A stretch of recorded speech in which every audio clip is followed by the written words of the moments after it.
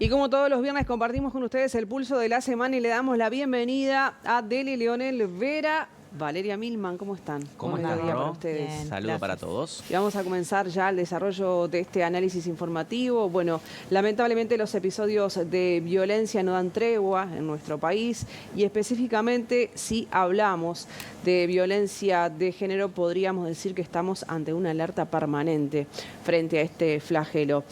Lamentablemente ocurrió un nuevo hecho, un nuevo episodio en esta oportunidad en Puntas de Quebracho, Cerro Largo, y ya suman 9 los asesinatos de mujeres en lo que va de este año. Este último, para hacer un raconto de lo que sucedió, la información daba cuenta de una mujer de 40 años a quien su pareja le quitó la vida, luego se autoeliminó. Vale mencionar que justamente esta pareja tenía un niño y que no había denuncias previas sobre violencia de género. Ahora todos nos preguntamos siempre y cada vez que ocurre un hecho como este, si estamos ante un problema estructural en el país y Uruguay cuándo va a saldar esta deuda pendiente que tiene respecto a estos episodios y particularmente cuando hablamos de violencia de género. Así es algo que nos tiene que interpelar, no solo a las autoridades, sino también a toda la ciudadanía, ver por qué no podemos terminar con esto de alguna manera, evitar las situaciones y llegar a tiempo. Vamos a ver números que obviamente no son solo números, son personas, ¿no? Que esto es lo importante de destacar también, pero que hacen al panorama y al contexto en el que estamos. El año pasado, en diciembre del 2025, el Instituto Nacional de las Mujeres y Mujeres presentó datos respecto a los femicidios entre 2019 y 2024. Ahí vemos 70% de femicidio íntimo cuando es con parejas, cuando es proporcionado o hecho por una pareja o expareja. 8% está relacionado a actividades criminales vinculadas al narcotráfico, tráfico de personas y demás. 74% de los hechos se dan en la casa. 65% del agresor convive con la víctima o había convivido. ¿Dónde se dan estos femicidios? El mayor tramo por edad entre 18 y 29 años. Y el 84% de las mujeres entre 15 y 49 años enfrentan situaciones de violencia en mayor medida que en otros tramos de edad. Sí, hay que destacar, como decía Vale, que esto se gestiona a través del organismo que es InMujeres, que funciona a través del Ministerio de Desarrollo Social. Pero seguimos con esta placa. Vean ustedes, los femicidios en Uruguay siguiendo con esta línea entre 2019 y 2024. El 73% de los agresores no poseen antecedentes penales. La edad de los agresores va entre los 30 y los 40 años. El 34% de los indagados por femicidios tenían denuncias previas por parte de la víctima y el 34% se suicidan posteriormente al hecho. Vean este número, 34%. Y del total de los indagados que cometen suicidio, es decir, que se quitan la vida posteriormente, el 57% convivían con la víctima al momento del hecho, Vale. Bien, ahí si vemos por departamento, donde se dan más las situaciones, son en Montevideo, un 38%, Canelones, Artigas, Maldonado, Paysandú, Rivera y San José con un 5%, en donde menos suceden casos es en Río Negro, pero obviamente que el resto de los departamentos también suceden, claro, no en tanto porcentaje, un 2 o 3%. Claro, como les decía, el organismo que se encarga de centralizar todo esto es InMujeres a través del Ministerio de Desarrollo Social. Y hay una ley que fue creada en el año 2017, estoy hablando de la ley 19.580, que permitió mejorar la atención a las víctimas de violencia de género. Pero lo que siempre se escucha año tras año es que falta recurso, que falta presupuesto. ¿Y cómo estamos en eso, Vale? Bueno, en realidad la ley no tiene presupuesto propio porque cuando se vota presupuesto para los incisos que integran esta ley o que la componen. O sea, no es una ley que tiene presupuesto en sí mismo. Entonces eso hace que a veces no se llegue a lo óptimo, a lo que sería ideal para poder abordar la problemática de la violencia de género. Claro. En mujeres, ¿no? Bien. Bueno, hablamos de InMujeres, ¿no? El organismo que regula o que atiende este tipo de flagelos.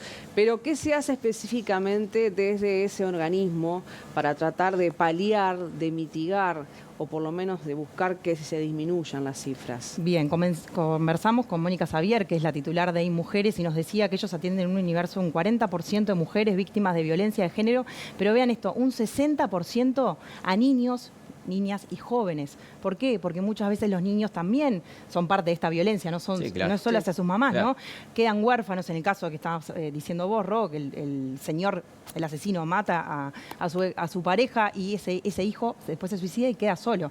Bueno, 60%, por supuesto, esto es en coordinación con INAU, atienden también a niños. Y hay 35 servicios para mujeres en todo el país, 5 casas de 24 horas para atender estas situaciones y 20 servicios para varones, estos también en todo el país. Generalmente se dan casos de que tienen tobillera, los hombres, en el caso obviamente que no llega al desenlace del suicidio, tienen tobilleras y ellos son derivados de estos servicios. Hay en 15 departamentos servicios para varones, pero faltan 4 departamentos. Parte del presupuesto que tiene para estos 5 años y mujeres se va a dedicar a abrir en los 4 departamentos que faltan la atención a varones, que es muy importante, porque esto no es un tema solo de las mujeres, obviamente de toda la sociedad. Claro.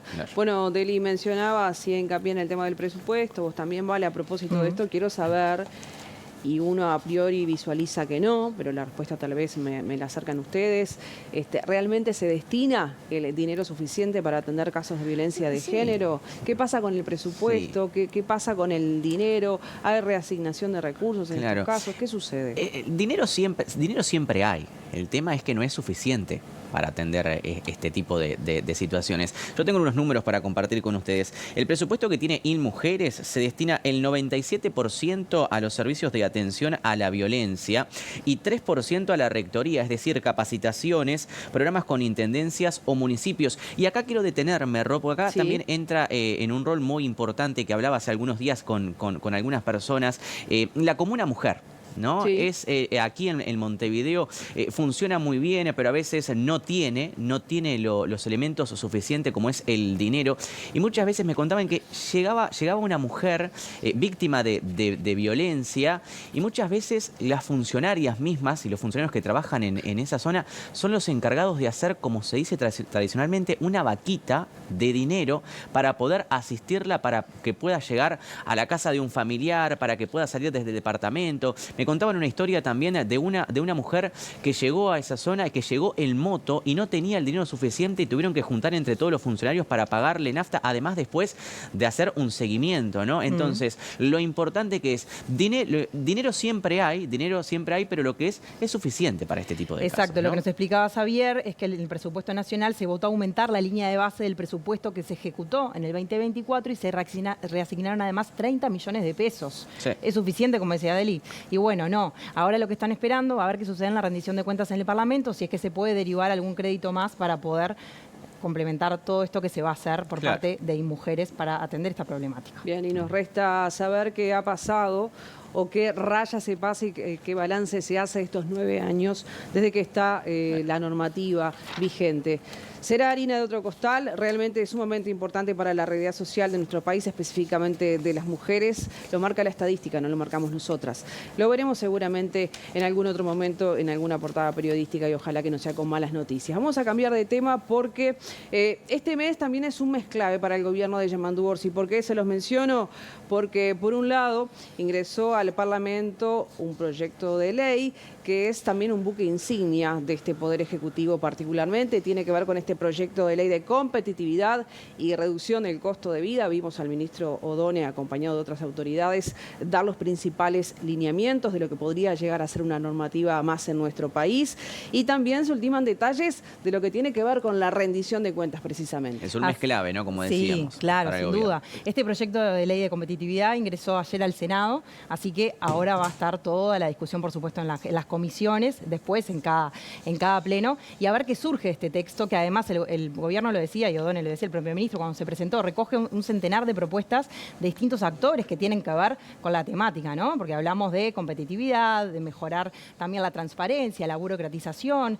Tuvimos la oportunidad de conversar con gerentes de un banco privado, Banco Itaú, que formaron parte a través de la Asociación de Bancos Privados de estas propuestas que tienen que ver con eso, desburocratizar los trámites para las pequeñas y medianas empresas, que son el 99% de las empresas, el universo empresarial del país. O sea, es muy importante esto. Esto va a cambiar realmente la vida, no solo de los empresarios, también de todo el país, ¿no? Si es que se vota y no hay ningún cambio o alguna cosa que se introduzca también, ¿no? Claro, y cuando a veces hablamos del precio al consumidor, ¿no? Que es un golpe para el consumidor en estos casos, pero si a ustedes les parece, vamos a hacer un repaso de lo que dice esta iniciativa del gobierno que ha sido remitida en las últimas horas allí al Parlamento para su aprobación. Bueno, ahí tenemos los 3 pilares fundamentales, ¿no? Como decía Valeria, menos burocracia, mecanismo para un Estado más ágil, implementaciones de silencios positivos, plataformas digitales, unificadas y extensiones de vigencia en registros claves, y después tenemos un segundo proceso, ¿vale? Ahí está, va a ser la promoción de la competencia, la defensa de la competencia, va a ser un órgano que va a estar independiente, hoy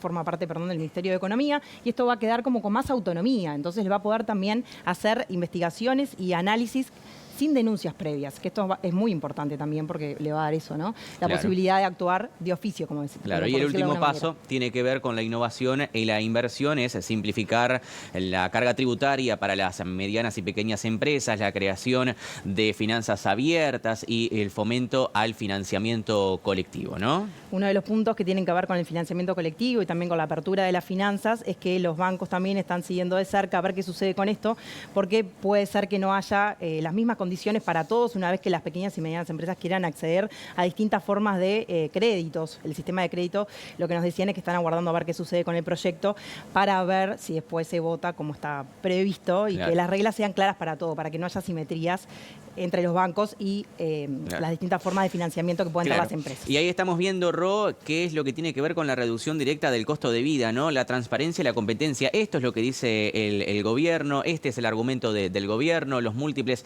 importadores, que se habilita que diversos actores registren un mismo producto sin duplicar requisitos de información técnica que el Estado ya posee, rompiendo monopolios de importación. El ejemplo claro es la pasta de diente en Brasil porque sale a tal costo y por qué la pagamos 2 veces más aquí en Uruguay, ¿no? Bueno, a propósito de esto, nosotros, consumidores también, ¿no? Se supone que el proyecto apunta justamente a ayudar a la ciudadanía con algunas cosas puntuales. Y bueno, queremos saber el impacto directo que vamos a tener todos nosotros como consumidores. Y bueno, uno de ellos tiene que ver con la obligatoriedad de publicar el precio según la unidad de medida. Me parece sumamente interesante. Me sirve conocer más información al respecto. Por supuesto, creo que a todos nos va a servir y va a ser fundamental. Si bien no es una fijación de precios, porque el gobierno no quiere hacer eso, sí es una forma de transparentar y que la gente pueda decidir de mejor manera una vez que va a comprar al supermercado, al almacén, a donde sea. Ahí está lo que dice Rosario, la unidad de medida estandarizada, se va a tener que publicar el kilo, el litro, el metro, junto al precio total del envase. ¿Esto va a ser en dónde, Deli? En las grandes superficies, en los comercios de alimentos, bueno, artículos de higiene y uso doméstico, tiendas de comercio electrónico, más conocidos como los e-commerce, ¿no? Ahí está. O sea, si en las páginas web también va a tener que ser así. Vemos la siguiente.